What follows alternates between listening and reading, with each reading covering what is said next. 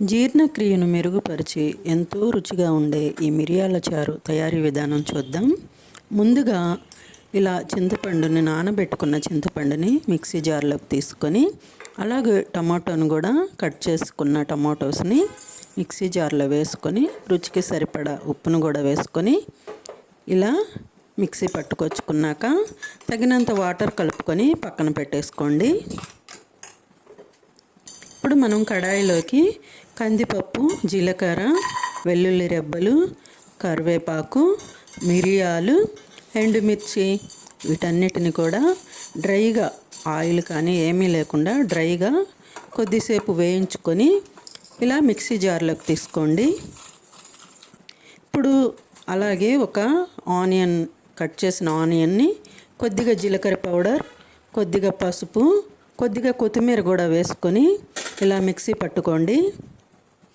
ఈ మిక్సీ పట్టుకున్న పేస్ట్ని, మసాలా పేస్ట్ని పక్కన పెట్టేసి పోపు కోసం ఆయిల్ వేడెక్కిన తర్వాత జీలకర్ర, మినప్పప్పు, ఆవాలు, ఎండుమిర్చి, పచ్చిమిర్చి, కరివేపాకు వేసుకొని ఫ్రై చేసుకుంటూ ఇలా మనం పక్కన పెట్టుకున్న ఈ చారు మసాలాను సగం మాత్రమే వేసి మిగతా సగం పక్కన పెట్టుకోండి.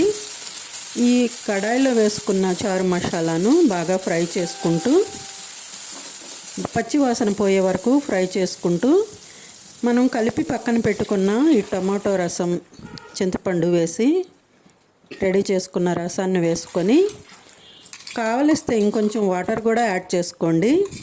ఇప్పుడు మనం సగం మాత్రమే మసాలాని పక్కన పెట్టుకొని సగం ఫ్రై చేసుకున్నాం కదా, ఆ మిగిలిన సగం కూడా ఈ చారులోకి వేసి కలయి తిప్పుకొని ఒక 2 minutes మూత పెట్టి ఇలా మూత తీయాలి. ఎందుకంటే పొంగిపోతుంది కాబట్టి. ఇలా మూత తీసిన ఈ మిరియాల చారుని బాగా తెరిలే వరకు మూత పెట్టకుండా ఇందులో కొద్దిగా కొత్తిమీరని యాడ్ చేసుకొని ఇలా చాలా రుచికరమైన మిరియాల చారుని టేస్ట్ చూస్తేనే చాలా టేస్టీగా ఉంది. తప్పకుండా ఒకసారి ట్రై చేయండి. Thanks for the watching.